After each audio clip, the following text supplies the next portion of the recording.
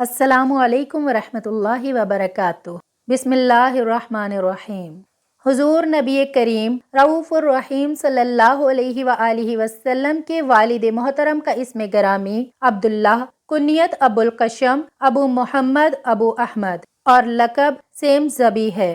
آج کی ویڈیو میں ہم اس واقعے کا ذکر کریں گے کہ جب دنیا کے تمام بڑے چینلز اور لاکھوں لوگوں کے سامنے حضور اکرم صلی اللہ علیہ وآلہ وسلم کے والد محترم حضرت عبداللہ کی قبر اقدس کو کھول کر ان کا جسد انور باہر نکالا گیا۔ پیارے دوستو، آپ کے والد گرامی عبد المطلب قریش مکہ کے رہنما اور بنو ہاشم کے سردار تھے۔ ان کا نام شیبہ ہے اور لوگ اچھے کاموں کی وجہ سے انہیں شیبہ الحمد کہتے تھے۔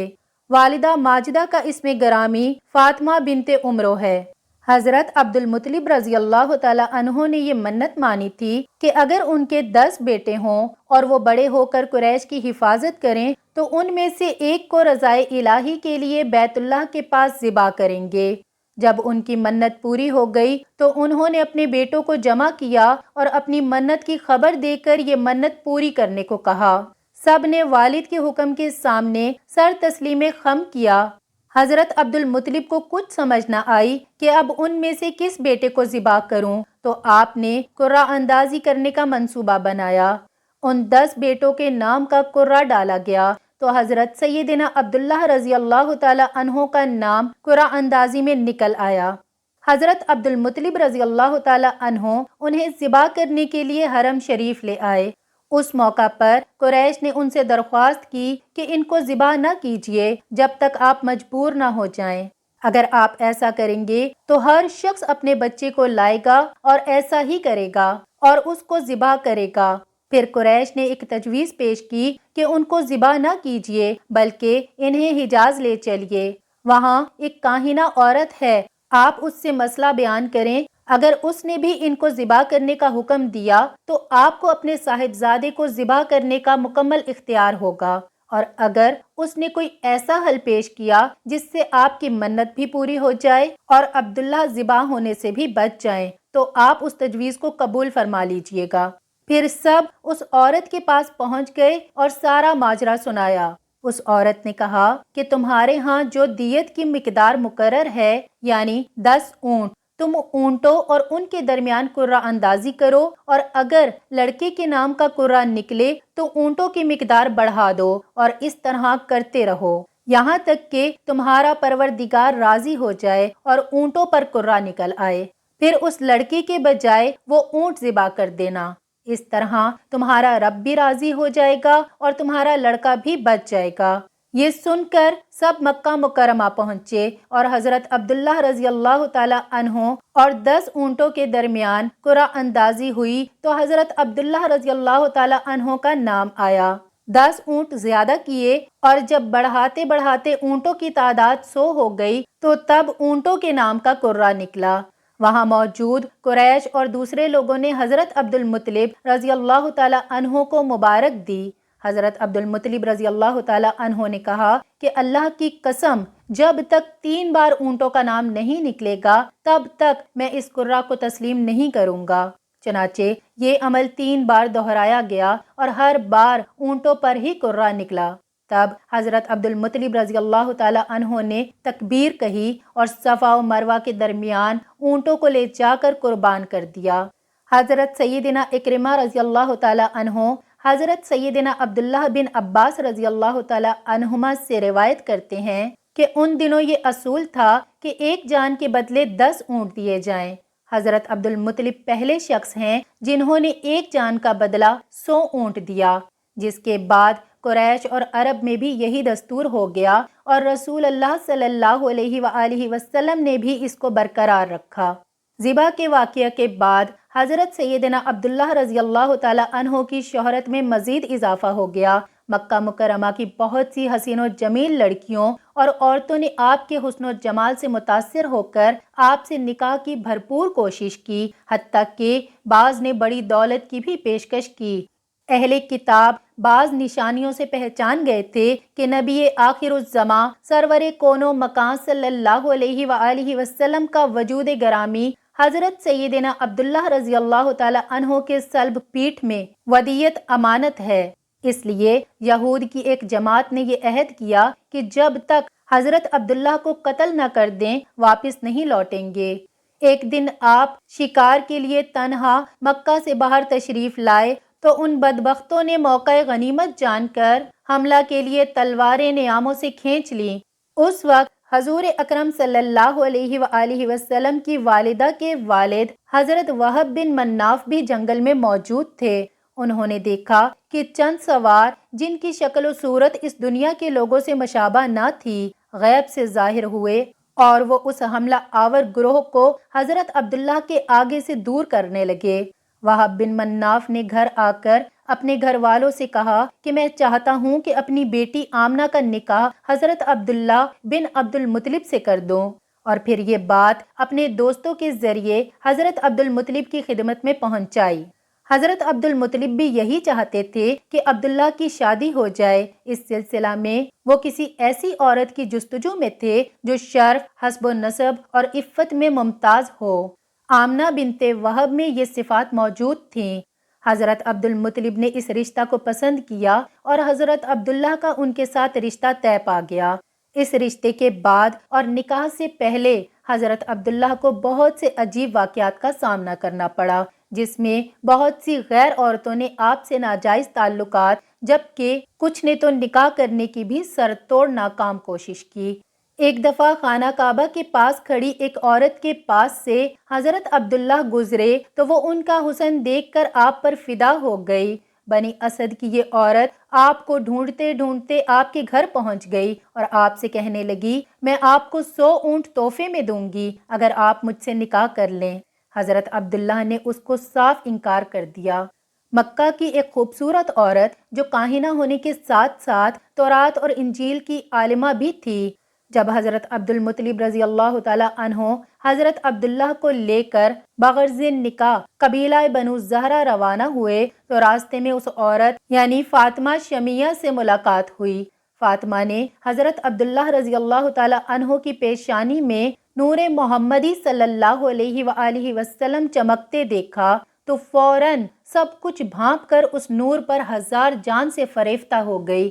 حضرت عبداللہ رضی اللہ تعالی عنہ کو نکاح کا پیغام دیا۔ حضرت عبداللہ رضی اللہ تعالی عنہ نے جواب دیا، ابھی تو ہم جا رہے ہیں، واپسی پر تجھ سے بات ہوگی۔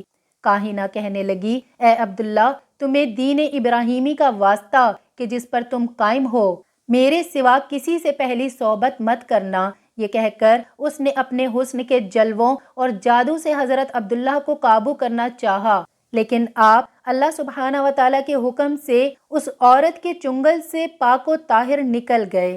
قبیلہ بنو زہرہ کے مرحوم سردار وہب کی بیٹی اور موجودہ سردار وہب کی بھتیجی بی بی آمنہ کی اعلیٰ ترین سیرت و کردار کے چرچے زبان زد خاص و عام تھے۔ آپ رضی اللہ تعالی عنہا بھی حضرت عبداللہ کی مانند حسین سیرت و حسن صورت کا مکمل اور بے مثل نمونہ تھیں۔ حضرت عبداللہ اپنے والد کے ہمراہ قبیلہ بنو زہرہ پہنچے۔ یہاں حضرت عبد المطلب رضی اللہ تعالی عنہ اپنے لاڈلے بیٹے کے ساتھ حضرت بی بی آمنہ رضی اللہ تعالی عنہا کے نکاح کی خواہش کا اظہار کرتے ہیں۔ وہب کو قریش مکہ کے اعلیٰ ترین گھرانے کے اتنے بہترین رشتے سے بھلا کیوں کر انکار ہو سکتا تھا؟ چنانچہ حضرت عبداللہ رضی اللہ تعالی عنہ کا نکاح حضرت بی بی آمنہ رضی اللہ تعالی عنہا سے ہو جاتا ہے، اور یوں دو پاکیزہ روحیں نکاح کے مقدس بندھن میں بندھ جاتی ہیں۔ حضرت عبداللہ تھوڑا عرصہ وہاں قیام کرنے کے بعد اپنی عفت مآب دلہن کو لے کر واپس مکہ آ جاتے ہیں۔ کچھ دنوں بعد دوبارہ وہی کاہنہ آپ سے ملتی ہے جس نے ان کو نکاح کے لیے کہا تھا۔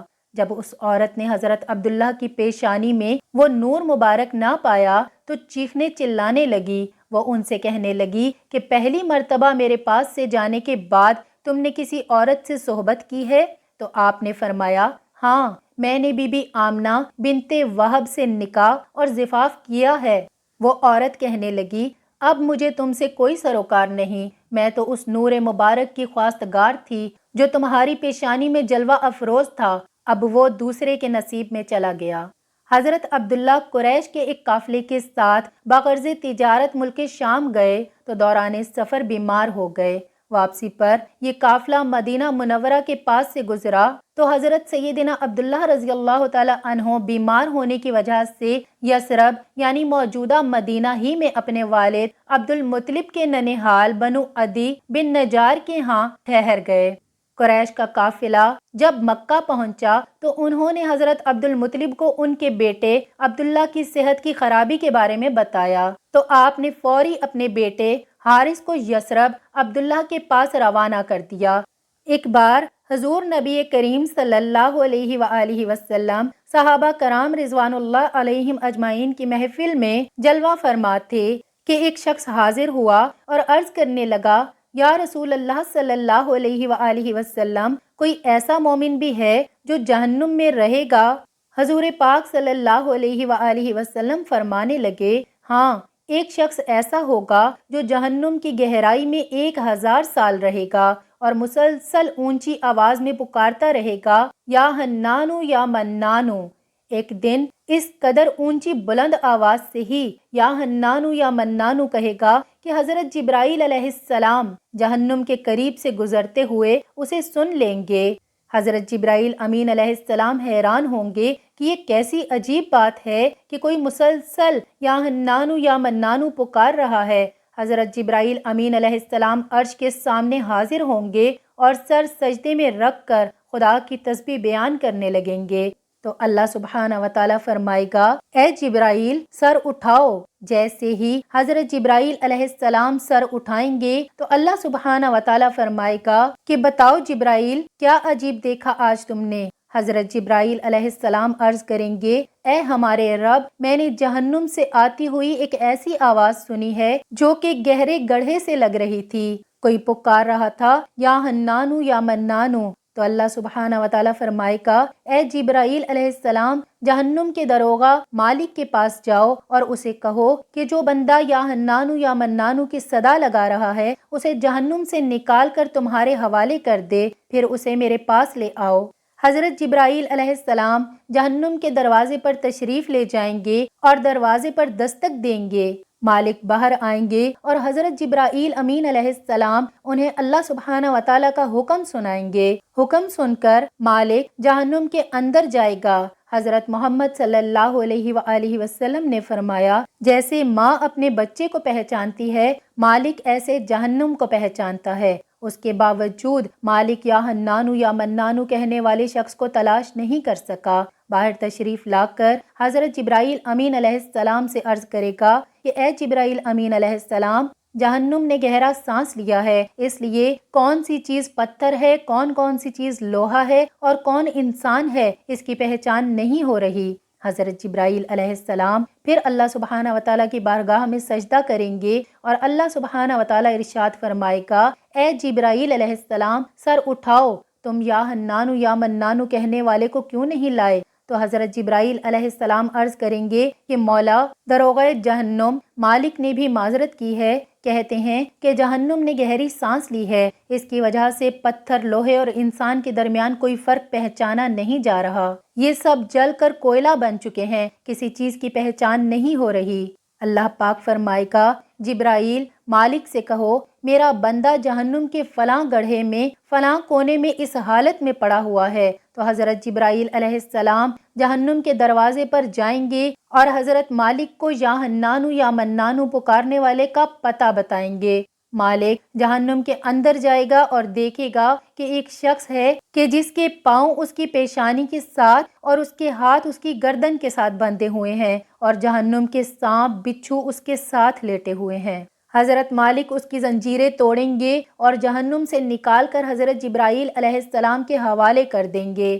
حضرت جبرائیل علیہ السلام اسے عرش الہی کے سامنے لے کر حاضر ہوں گے اور سر سجدے میں رکھیں گے۔ اللہ سبحانہ و تعالیٰ فرمائے گا، اے جبرائیل سر اٹھاؤ۔ جبرائیل علیہ السلام سر اٹھائیں گے اور اللہ سبحانہ و تعالیٰ اس بندے سے کہے گا کہ اے بندے، کیا میں نے تیری بہترین تخلیق نہیں کی تھی؟ کیا میں نے تیری طرف رسول نہیں بھیجے تھے؟ کیا میرے رسولوں نے تمہیں میری کتاب نہیں سنائی تھی؟ کیا میرے رسولوں نے تمہیں نیکی کا حکم نہیں دیا تھا؟ کیا تجھے برائی سے منع نہیں کیا تھا؟ وہ بندہ ساری باتوں کو مانے گا اور اقرار کرے گا، یا اللہ تو نے میری بہت اعلیٰ تخلیق فرمائی، تیرے رسول بھی تشریف لائے اور انہوں نے تیرے احکام بھی سنائے، تو اللہ سبحانہ و تعالیٰ فرمائے گا فلاں فلاں گناہ کیوں کیا؟ وہ عرض کرے گا یا اللہ میں نے اپنی جان پر ظلم کیا جس کی سزا میں مجھے جہنم میں ڈال دیا گیا، اے اللہ اس کے باوجود میری امید نہیں ٹوٹی، مجھے تیری رحمت سے امید تھی، میں یا حنانو یا منانو پکارتا رہا، مولا تو نے مجھے اپنے فضل سے جہنم سے نکالا ہے، یا اللہ مجھ پر رحم فرما۔ اللہ سبحانہ و تعالیٰ فرمائے گا اے فرشتوں گواہ ہو جاؤ، میں نے اس پر رحم کیا اور اسے معاف کر دیا۔ حضرت حارث رضی اللہ تعالیٰ عنہ کے پہنچنے سے پہلے ہی حضرت عبداللہ کی پاک روح اس جہان فانی سے کوچ کر گئی۔ روایات کے مطابق اس وقت حضرت عبداللہ کی عمر مبارک 20 سال تھی، کچھ جگہ 25 سال بھی روایت ہوا ہے۔ ناظرین، آج کل کچھ علماء حضور کے والدین کے ایمان پر انگلی اٹھاتے ہیں، لیکن انہیں شاید مسجد نبوی کے اس واقعہ سے سبق حاصل کرنا چاہیے کہ جب مسجد کی توسیع کے لیے حضرت عبداللہ بن عبد المطلب کی قبر 1400 سال سے زیادہ عرصہ گزرنے کے بعد کھولی گئی اور آپ کی لاش وہاں موجود میڈیا اور ہزاروں لوگوں نے دیکھی اور گواہی دی کہ آپ کا ایک بال بھی گدلا نہ ہوا تھا، جسم کا خراب ہونا تو دور کی بات ہے۔ یہ خبر دنیا کے تمام ٹی وی چینلز پر چلائی گئی اور پاکستان میں نوائے وقت اخبار مورخہ 21 جنوری 1978 کے مطابق مدینہ منورہ میں مسجد نبوی کی توسیع کے سلسلہ میں کی جانے والی کھدائی کے دوران سرکار مدینہ صلی اللہ علیہ وآلہ وسلم کے والد گرامی حضرت سیدنا عبداللہ بن عبد المطلب رضی اللہ تعالی عنہما کا جسد مبارک، جس کو دفن ہوئے 1400 سال سے زیادہ کا عرصہ گزر چکا تھا، بالکل صحیح اور سالم حالت میں برآمد ہوا۔ آپ کے جسد مبارک کو وہاں سے نکال کر جنت البقیع میں دفن کیا گیا۔